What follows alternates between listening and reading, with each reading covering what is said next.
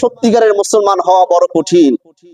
সত্যিকারের মুসলমান হওয়া বড় কঠিন। এটা আমরা তো মনে করি যে আমি সারা জীবন যা করছি না করছি, হজ একটা করব, এরপরে 5 ওয়াক্ত নামাজ পড়বো, বাস আমি পাক্কা মুসল্লি আমি হয়ে যাব। এত সহজ নয়, এত সহজ নয়। আমাদের আকীদা, বিশ্বাস, এটাকে আমাদের ঠিক করতে হবে। আপনার সম্পর্কটা আপনার কার সাথে?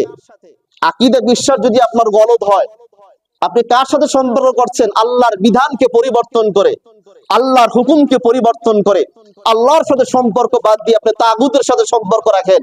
আল্লাহর হুকুমকে বাদ দিয়ে আপনি তাগুতের হুকুমকে আপনি বাস্তবায়নের জন্য আপনার শ্রম, আপনার রক্ত আপনি ঝরাচ্ছেন, আপনার ঘাম আপনি ঝরাচ্ছেন সামান্যটা পথ পাওয়ার জন্য। আল্লাহর কাছে এটার হিসাব দিতে হবে।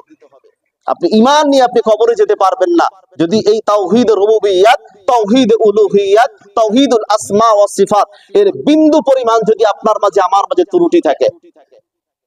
এই জন্য আমরা যে কাজ করি এটা কি আমরা পরিপূর্ণ মনে না করি। আমি ইমামতি করি, আমি যদি মনে করি ইসলামের সব আমার মধ্যে আছে, বিষয় এমন নয়। আল্লাহর নবী ইমামতিও করেছেন, যুদ্ধের ময়দানে তলোয়ার নিয়ে ঝাঁপিয়েও পড়েছেন, আবার সমাজের নেতৃত্ব দিয়েছেন। সুতরাং এটা একটা সাইড। এটা আবার যে যুদ্ধ করছে সে এমন নয় বিষয়টা যে সে তার সব করে ফেলছে, ওটাও একটা সাইড। এটা সম্মানিত হাজিরিন, আমাদের বড় সমস্যা হলো আমরা নিজেদেরকে বড় আমরা জ্ঞানী ভাবি। আমি মনে করি আমি যেটা করছি এটাই একমাত্র সঠিক পথ। আবার সময় মুস্তাহাব আমলকে আমরা ফরজে আইন, ফরজে কিফায়া না ফরজে আইন বানিয়ে ফেলি আমরা। সম্মানিত হাজিরিন, এই জন্য কোরআন সুন্নাহ অনুযায়ী আমাদের জিন্দেগি যাপন করা, কোরআন সুন্নাহ অনুযায়ী আমাদের জীবন, আমাদের আদর্শ সবকিছু কোরআন সুন্নাহ অনুযায়ী আমাদের বাস্তবায়ন করা। কথা বলেন ঠিক কিনা? এই জন্য তাওহীদ পন্থী হন, তাওহীদবাদী মুসলমান হন। কোরআন সুন্নাহর যেগুলো আদর্শ আছে এগুলো দিলের ভিতরে এই তামান্না তৈরি করেন, দিলের ভিতরে এগুলো লালন করেন।